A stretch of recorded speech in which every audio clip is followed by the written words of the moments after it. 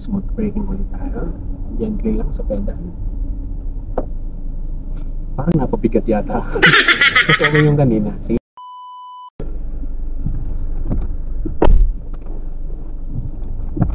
Abot naman ang pedal.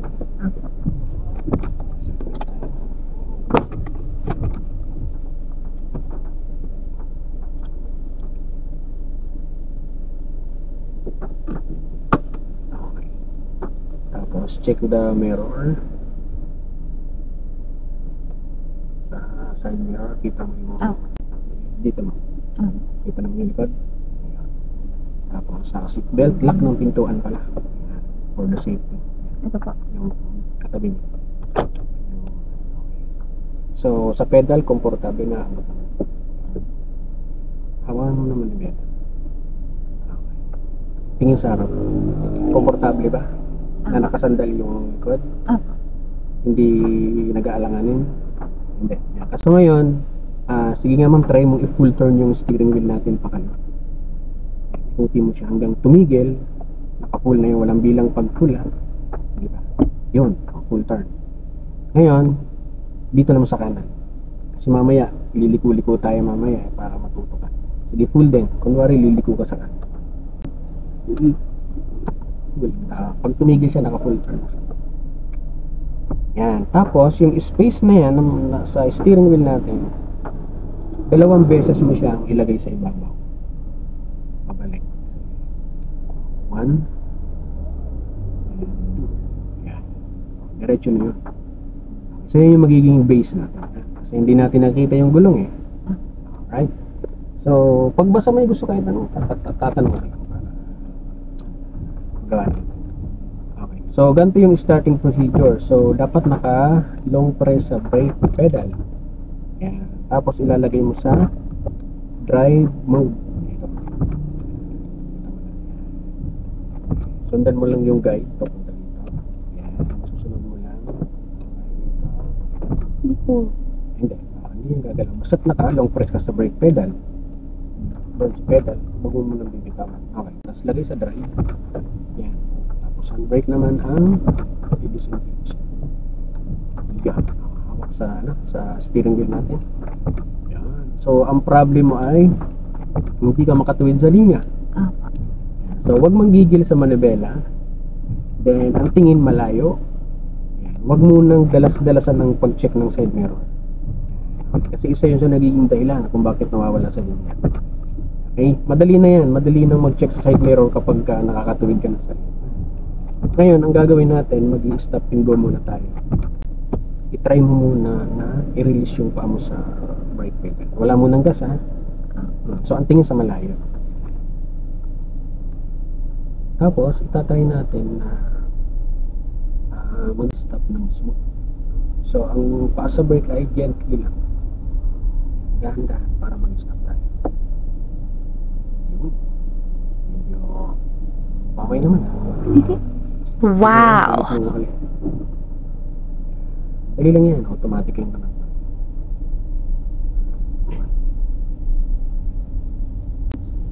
Smooth braking ulit tayo. Gently lang sa pedal. Parang napabigat yata. Kasi okay yung kanina. Sige nga, ulit nga. Bitawan mo.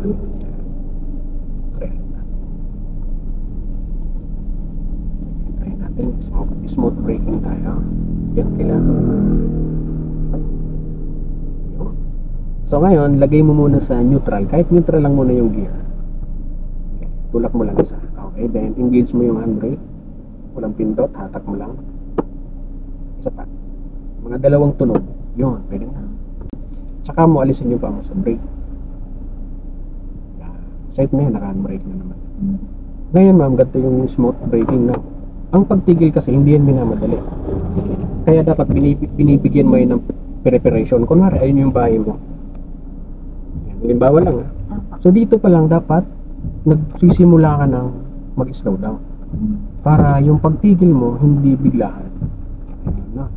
Ngayon, di ba ito yung pedal?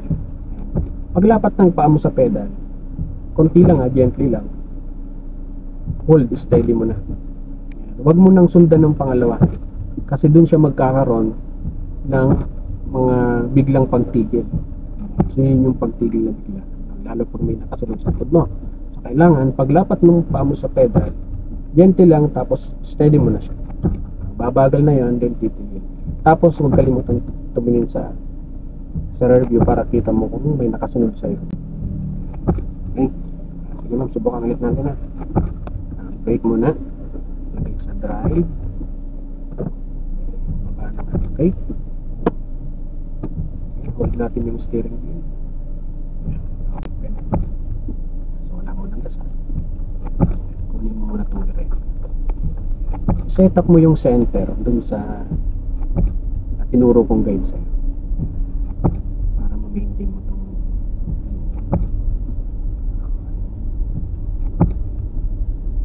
dito lang muna tayo naman para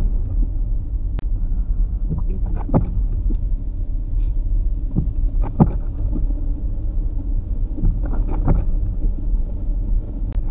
Ito dahil ito ha. So yung pass sa brake lang. Nararamdaman mo medyo natulin, no? So medyo lalagay mo ng konting lapat lang para hindi siya tumigil. Kasi pag medyo hard yung pag-press, titigil talaga siya.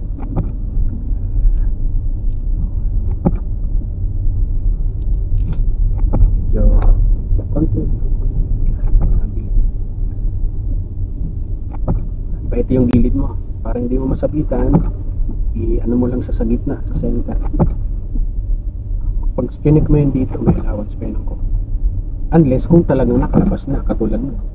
Di ba nakalabas na? Imagine, tricycle yun. Dito pa lang, medyo may iwas ka na. Sige, habang nagalaw ka, ipit mo na ng konti. Yun. Ano po yun? Magsisignal pa ako pag gano'n? Yes, mas maganda. Mas magandang apply ka ng signal. O, lagpas ka na sa tricycle, lipat ka na.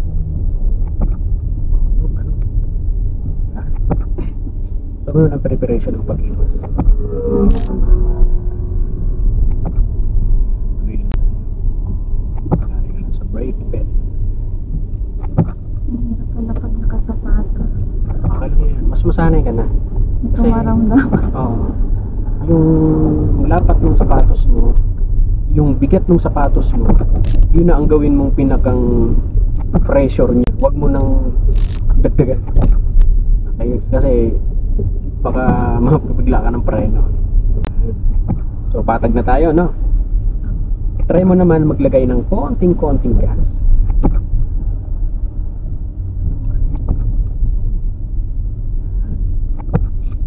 Tuloy-tuloy lang.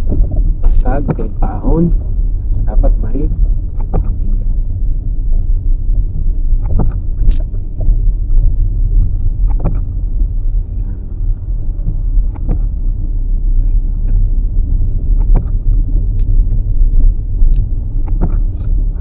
Higit na tayo mamaya. Okay? Medyo okay na yung handling natin.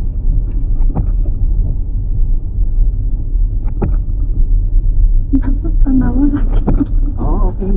At least nag-a-adjust ka, nakikita mo. Normal. Pag tingnan mo yung kalsada, no? Hindi siya tuwid, ha? Diba? Kaya mayat maya talaga magbabago yung lane mo. Kaya mag-a-adjust.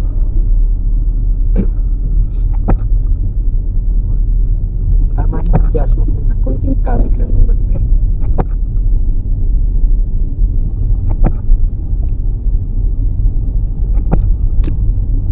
Tuturuan kita maglipat ng lane para hindi ka mahirapan sa pagbawi ng manibel.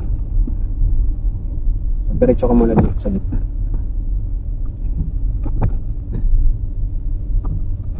So ganito yung paglipat ng lane. Diba nakadiretso ka? Gusto mong lumipat sa kanan, halimbawa, so bigay ka muna ng signal sa right, signal up. So ngayon,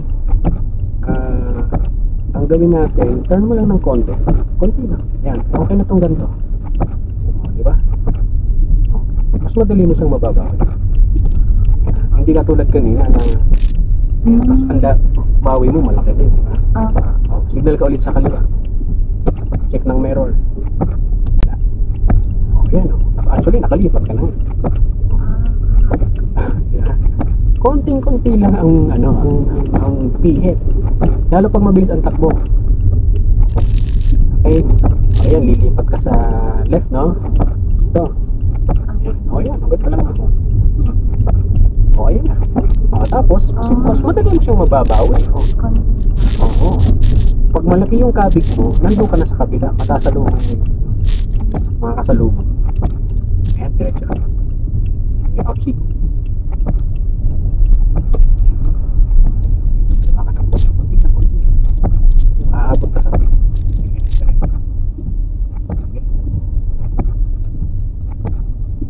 Salubungan to ha, itong way na to.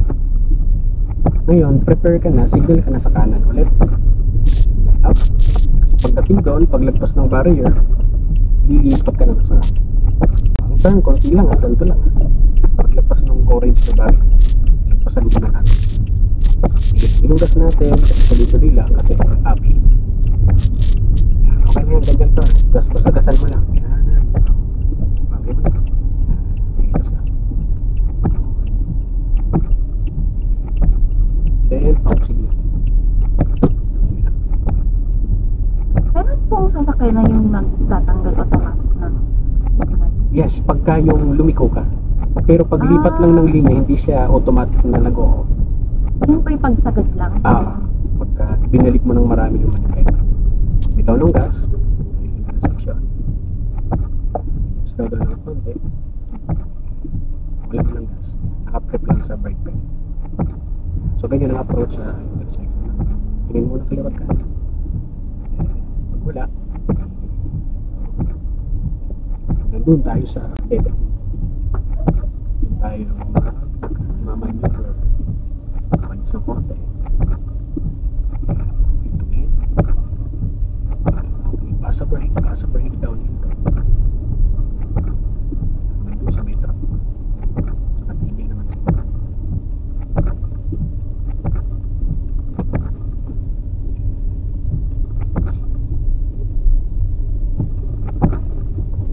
Tuturuan kita dyan mag-maneuver. Ito pa na konti. Kahit huwag mo nang itabay, kahit dito ka na naman stay. 20 lang sa brake pedal. Okay. So, lagay mo na ma'am ng neutral muna. Tapos engage mo yung handbrake natin. Okay, isa pa. Okay, good. So, ngayon, dead end, no?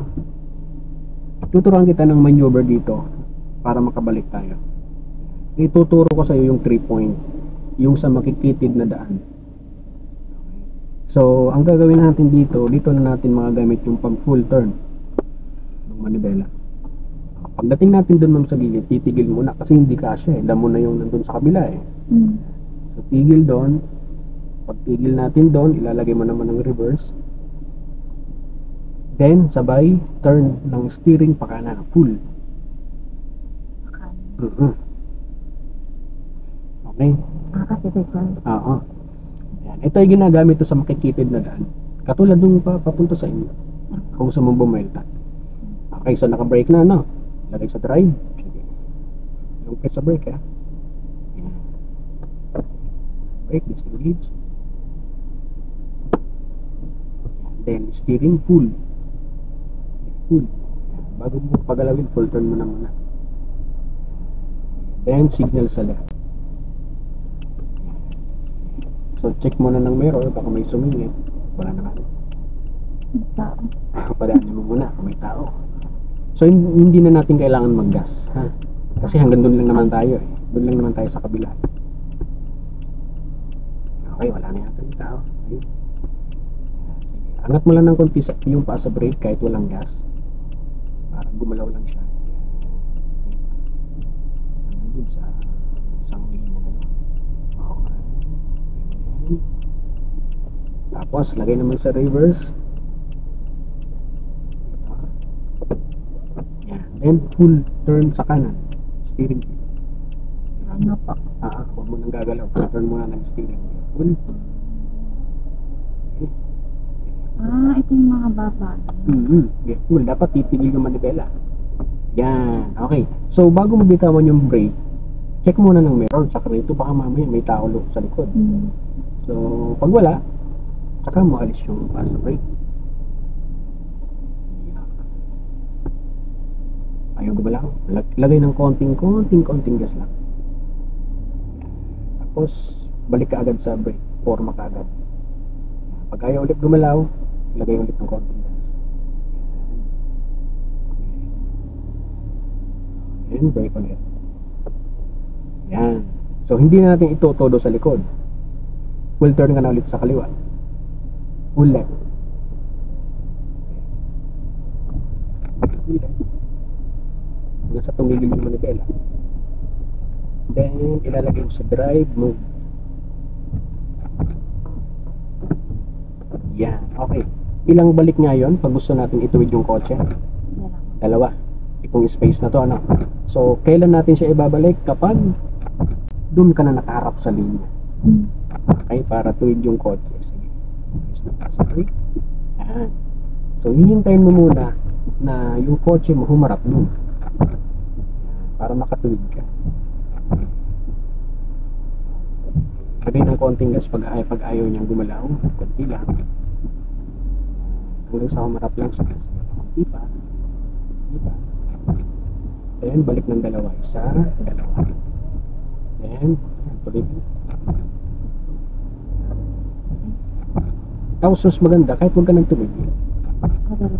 Basta't nagalaw siya ng ikot, pag humarap, dalawa. Hindi man, balik-balik tayo.